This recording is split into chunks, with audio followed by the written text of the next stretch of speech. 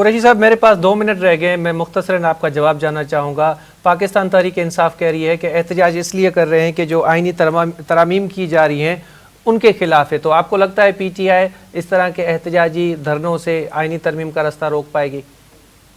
سب سے پہلے تو میں شیرازی صاحب سے جو ہے نا اتفاق کرتا ہوں کہ جس طرح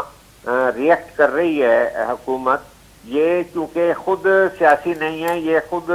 ہائیبرڈ سسٹم کی پیداوار ہے نون لیگ، تو وہ کیسے یقین کریں گے کہ سیاسی عمل ہونے دیں۔ لیکن بدقسمتی یہ ہے کہ پھر جو لاڈلا نمبر 2 جو ہے عمران خان جو آیا، اس نے 9 مئی بھی کیا ہوا ہے۔ تو یہ ایک ایسی صورتحال ہے کہ جس کے اندر ظاہر ہے کہ شہری آزادی اور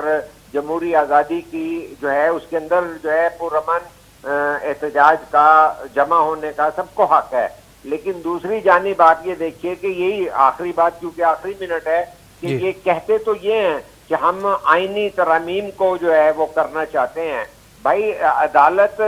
جو بنانی ہے، وفاقی جو ہے عدالت آئینی، اس پہ تو خود سگنیٹری ہے عمران خان،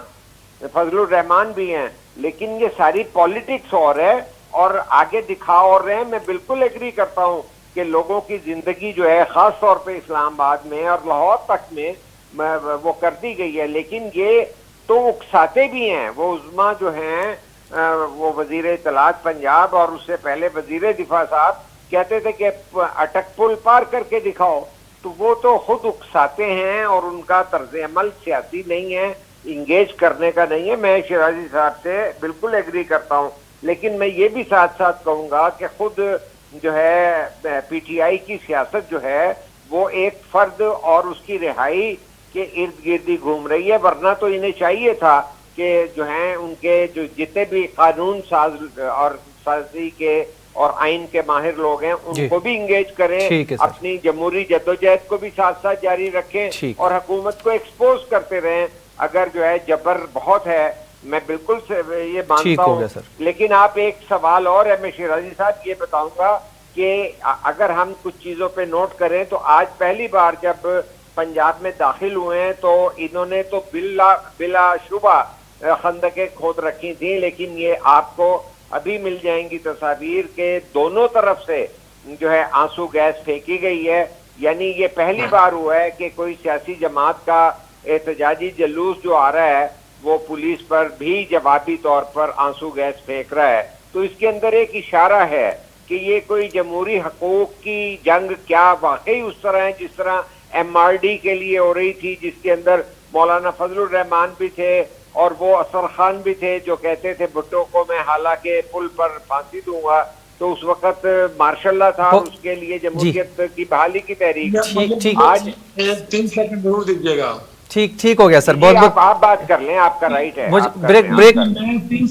جب ملک کا 3 بار پرائم منسٹر رہنے والا شخص ایک صوبے کے لوگوں کو کبھی بیوقوف کہے، کبھی بھیڑ بکریاں کہے، اور آخری خطاب میں وہ کہے کہ سینٹرلیشن سے کچھ حملہ آور آتے تھے، اب خیبر پختونخوا سے آ رہے ہیں، تو میرا خیال میں آپ صوبائی تعصب کو فروغ دے رہے ہیں، اور پھر وہاں کے لوگ جو پشتون ہیں وہ ان جملوں کو تو ویلکم نہیں کریں گے، پھر ان میں تو ایک غم و غصہ ہوگا، تو میرا خیال میں پھر وہ ہمیں چیزیں دیکھنے کو ملیں گی۔ تو میرا خیال میں پنجاب میں بیٹھے جو اقتدار کے ایوانوں میں بیٹھے لوگ ہیں ان کو بھی ہوش کے ناخن لیں۔ حکومت ہمیشہ ریسیونگ اینڈ پہ ہوتی ہے، اس کا دل بہت بڑا ہوتا ہے، وہ پورے ملک کو لیڈ کر رہی ہوتی ہے، وہ اتنی بے حوصلہ نہیں ہوا کرتی جتنا اس وقت ملک حکمران یا نون لیگ نے کبھی جو ہے اس طرح کا جمہوری طرز عمل یا برداشت کا جو ہے نا وہ کبھی بھی نہیں رکھا۔ یہ تو آپ کا خواب اچھا ہے، سوچ اچھی ہے، لیکن آپ اگر مسلم لیگ نون سے توقع رکھتے ہیں تو یہ نہیں ہو سکتا۔ میں نے تو بتایا ہے کہ وہ تو اکسا رہے ہیں،